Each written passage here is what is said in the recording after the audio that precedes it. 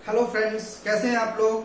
आशा करता हूं कि आप अपने घर पे होंगे, सुरक्षित होंगे और हमारे इस वीडियो के माध्यम से घर बैठे बैठे क्लास 10th के फिजिक्स का जो भी अभी हम लोग वीडियो बना रहे हैं उसके माध्यम से फिजिक्स की पढ़ाई अच्छे से कर रहे होंगे, अच्छा सा नोट्स भी तैयार कर रहे होंगे, आपके सारे कॉन्सेप्ट क्लियर हो जाएंगे।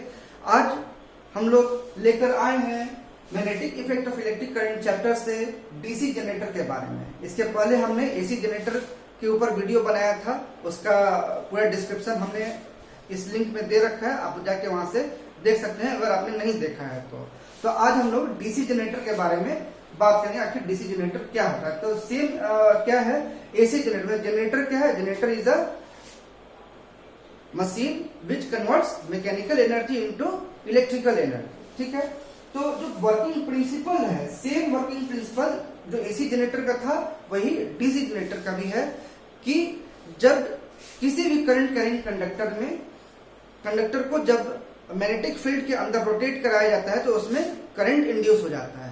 ठीक है, तो सेम प्रिंसिपल है। थोड़ा सा इस कंस्ट्रक्शन भी लगभग सेम है, थोड़ा सा इसमें चेंज किया गया है। जो इसमें स्लिप रिंग लगाया जाता था एसी जनरेटर में, इसमें स्प्लिट रिंग लगाया जाता है दो, R1 एंड R2। यहाँ पे देख रहे हैं दो स्प्लिट रिंग है, जैसे कि अपने मोटर में देखा था। ठीक है ना, जो हमने मोटर पढ़ा था, मोटर में आपने देखा था दो स्प्लिट रिंग होता था। और एसी जनरेटर में ये स्प्लिट रिंग की जगह पे ये स्लिप रिंग होता है। ठीक है ना, ये क्या है? कम्यूटेटर बोलते हैं या फिर इसको स्प्लिट रिंग भी बोलते हैं। Split ring. ठीक है, इसमें भी सेम चीज है। जो जब इसका ब्लॉक डायग्राम अगर बनाएंगे तो ये क्या हो जाएगा? प्राइम मूवर, और ये क्या होता है? अल्टरनेटर। ठीक है, अल्टरनेटर या जनरेटर जो भी आप कहिए, अल्टरनेटर पार्ट।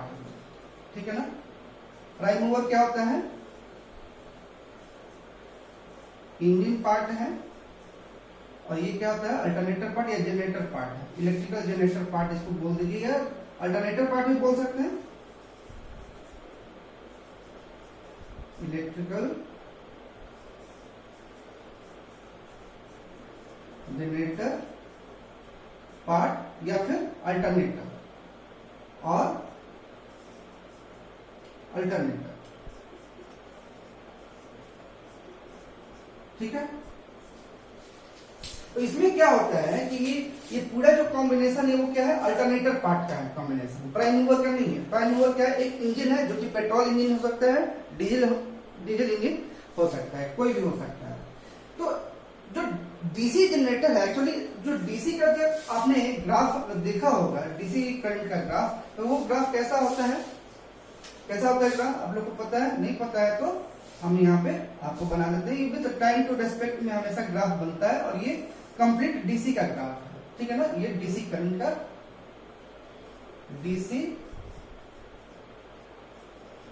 Current graph. ठीक है ना,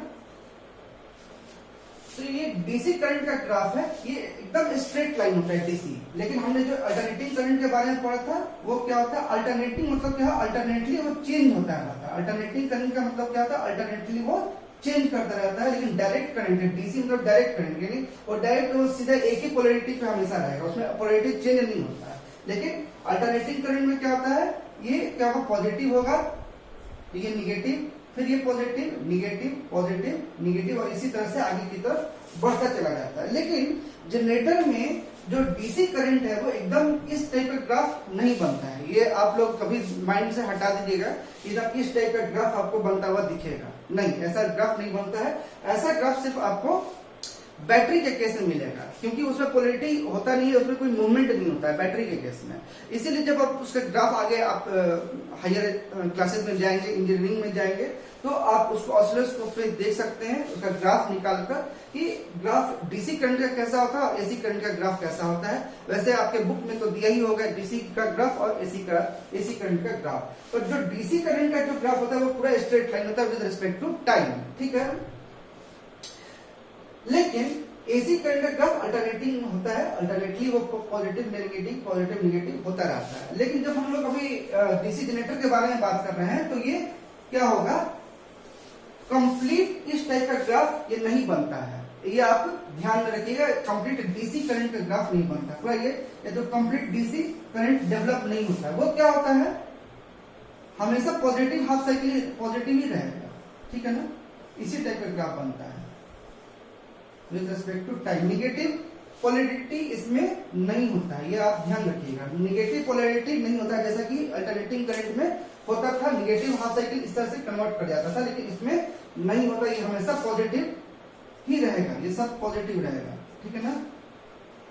तो अब आप ये कहिएगा कि इसमें फिर पूरा साइकिल कैसे कंप्लीट हुआ, तो साइकिल इसका एक ये चीज देखिए, तो आपने अल्टरनेटिंग करंट में जो इस तरह से देखा था एसी करंट, एसी जनरेटर में पॉजिटिव हाफ साइकिल ऊपर की तरफ और ये निगेटिव हाफ साइकिल, ये देखिए निगेटिव होता है और ये पॉजिटिव होता है, पॉजिटिव ऊपर की तरफ, निगेटिव नीचे की तरफ हम लोग शो करते हैं। हम लोग ग्राफ के माध्यम से इसीलिए बता दे रहे हैं ताकि आपका जो कंसेप्ट है वो पूरी तरीके से क्लियर हो जाए। तो इसमें क्या होता था कि जब एसी जनरेटर में दो स्लिप रिंग होता था, दोनों अलग अलग स्लिप रिंग से ये कनेक्टेड होता था वायर, तो ये क्या जब पोलैरिटी चेंज होता था, तो जब ये अपना पोजीशन चेंज करता था एसी जनरेटर में, तो इसका पोलैरिटी भी चेंज हो जाता था, क्योंकि वो अलग अलग कॉम्बिनेशन में जुड़ा हुआ रहता था। तो इस टाइप का ये ग्राफ बनता था, लेकिन इसमें ये चीज नहीं है, इसमें स्लिप रिंग नहीं है, इसमें स्प्लिट रिंग है, और हमेशा इस कॉइल का जो कनेक्टिविटी है इस स्लिप रिंग से कनेक्टेड रहता है। तो चलिए थोड़ा सा हम लोग इसके कंस्ट्रक्शन के बारे में पहले जान लेते हैं। कंस्ट्रक्शन क्या है, कैसे ये बना हुआ है। परमानेंट हॉर्स शू मैग्नेट है, ठीक है ना, इस टाइप का मैग्नेट होता है, परमानेंट हॉर्स शू मैग्नेट, और हेवी मैग्नेट होता है ताकि इससे ज्यादा से ज्यादा मैग्नेटिक फील्ड डेवलप हो सके, ठीक है। दो स्प्लिट रिंग लगा हुआ है, स्प्लिट रिंग मींस पूरा आधा आधा रिंग होता है, इस टाइप का रिंग होता है, उसी से ये दोनों टर्मिनल कनेक्टेड है। इसको मिटा देते हैं क्योंकि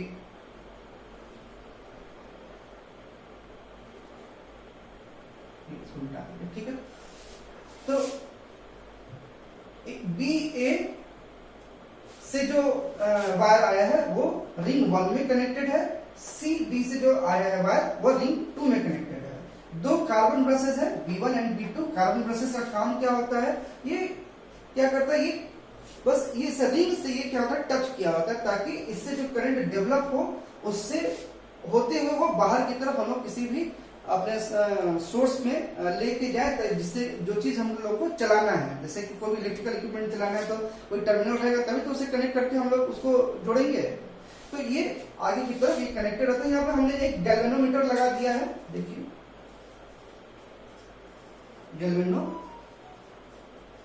गैल्वेनोमीटर लगा दिया है, इसीलिए लगाया है ताकि इसका वोल्टेज और करंट का डिफ्लेक्शन हम लोग इसमें देख सकें, ठीक है। ये क्या है, एक शाफ्ट है जो शाफ्ट इंजन से कनेक्टेड होता है, जो हमने प्राइम मूवर दिखाया था। प्राइम मूवर वो मींस इंजन का जो शाफ्ट होता है वो इससे कनेक्टेड रहता है, ताकि जब इंजन घूमे तो उसी के साथ ये भी उसी के स्पीड से ये भी घूमता रहे, और ये हमेशा एंटी क्लॉकवाइज डायरेक्शन में ये मूव करता है। तो कंस्ट्रक्शन आप लोग समझ गए क्या है। हम लोग अब वर्किंग प्रिंसिपल पे आते हैं। जैसा कि एसी करंट में होता था सेम उसी तरीके का होता है, लेकिन बस इसमें कम्यूटेटर का जो कंस्ट्रक्शन है वो बस इसमें चेंज किया होता है। उसमें स्लिप रिंग रहता है, इसमें स्प्लिट रिंग या कम्यूटेटर होता है, ठीक है। तो क्या होगा, फ्लेमिंग, इसमें भी वही Fleming's right hand rule. Motion क्या किस डायरेक्शन में है, डाउनवर्ड डायरेक्शन में, क्योंकि ये क्या हो रहा है एंटी क्लॉकवाइज डायरेक्शन। बस ये आप समझिए, ये जो है ना ये इस तरह से मेरा ये कॉइल है, हाँ मेरे हाथ को आप कॉइल समझिए, और ये मोशन क्या होगा डाउनवर्ड डायरेक्शन में होगा, इस तरह से एंटी क्लॉकवाइज डायरेक्शन में। फील्ड हमेशा north pole to south pole, इसलिए फील्ड का डायरेक्शन चेंज नहीं होगा, फील्ड हमेशा north pole to south pole ही कट करेगा इसको। और जब ये कट करेगा तो क्या होगा, करंट इसमें डेवलप हो जाएगा। करंट का जो फ्लो होगा वो किस डायरेक्शन में होगा, बी ए से होते हुए ये रिंग R1 पे जाएगा, B1 पे जाएगा, और ये फिर गैल्वेनोमीटर में होते हुए फिर गैल्वेनोमीटर लगाइए, या कोई भी आपको टीवी पंखा जो भी आपको चलाना है आप वहां से इसको ले सकते हैं। ठीक है, तो ये फर्स्ट हाफ साइकिल का ये पोजीशन होगा। ठीक है ना, करंट का फ्लो किस डायरेक्शन से किस डायरेक्शन में होगा, बी ए, फिर ये R1 पे आएगा, R1 से ये फिर B1 कार्बन ब्रश के ऊपर, और ये फिर डायरेक्शन गैल्वेनोमीटर पे ये चला जाएगा। ठीक है, तो ये पूरा हाफ साइकिल एक यहां से यहां तक ये कंप्लीट हो जाएगा, first half cycle, first half cycle यहां से यहां तक कंप्लीट होगा। ठीक है, अब जैसे ही ये क्या होगा, और हमेशा ये ध्यान रखना है कि दोनों का जो टर्मिनल है वो हमेशा इससे R1 और R2 से कनेक्टेड रहेगा। ये और ये R1 R2 जो स्प्लिट रिंग है वो इसी शाफ्ट के साथ ही घूमता रहता है, ये अलग नहीं है। ठीक है ना, इसको हमेशा ध्यान रखना है कि जो स्प्लिट रिंग है, कम्यूटेटर जिसको बोलते हैं, कम्यूटेटर या स्प्लिट रिंग, वो क्या है, इस कॉइल से हमेशा कनेक्टेड रहता है और शाफ्ट के साथ ये घूमता रहता है। ठीक है, शाफ्ट के साथ जैसे घूमेगा उसी के साथ ये भी घूमता रहता है, तो हमेशा कोई ना कोई कांटेक्ट में ये बना रहता है, कांटेक्ट अलग नहीं होता है। ठीक है ना, कांटेक्ट बदलता नहीं है। तो जैसे ही ये अब क्या करेगा, फर्स्ट हाफ साइकिल तो हमने देख लिया, सेकेंड हाफ साइकिल में क्या होगा, डीसीडी जो है वो इस डायरेक्शन यहाँ पे चला आएगा, और ए भी कहां चला जाएगा, इस डायरेक्शन में, ये अपना ये पोजीशन चेंज कर लेगा।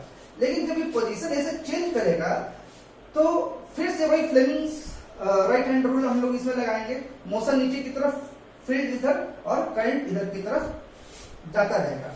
लेकिन इसमें क्योंकि हमने स्प्लिट रिंग लगाया है, एक सिंगल स्प्लिट रिंग, और हमेशा ये दोनों वायर कनेक्टेड है, तो जब ये जो पोजीशन जब इस तरफ आएगा तो वही करंट क्या होगा, बी सी डी, फिर से ये रिंग क्या हो जाएगा, इधर की तरफ चला जाएगा, तो ये R2 जो B1 है उस समय R2 से कनेक्ट हो जाएगा। ठीक है ना, क्योंकि ये क्या कर रहा है, ये तो बस टच कर रहा है उसके ऊपर, टच कर रहा है, तो क्या होगा, जब ये पोजीशन चेंज करेगा तो ये R2 भी क्या हो जाएगा, ये R2 इधर चला जाएगा, R1 इधर चला जाएगा। ठीक है, ये पोजीशन चेंज हो जाएगा, ऐसा नहीं कि वो ये इधर ही कनेक्टेड है, ये भी चेंज कर जाएगा। अगर चेंज कर जाएगा तो क्या हो जाएगा, करंट का flow C D R2 B1, ये B1 और B2 इसी तरीके से रहेगा, क्योंकि ये तो बाहर बॉडी से ज्वाइंट रहता है, बॉडी में इसको एक रिवेटिंग कर दिया जाता है, और जिसको कि कम्यूटेटर या स्प्लिट रिंग पे बस इसे टच कराया जाता है। ठीक है, तो ये B1 B2 मूव नहीं करता है, ये जो कार्बन ब्रश है वो इसके साथ मूव नहीं करता है, वो तो बस एक स्टेशनरी पोजीशन पे बस उसको टच किया रहता है अलग अलग।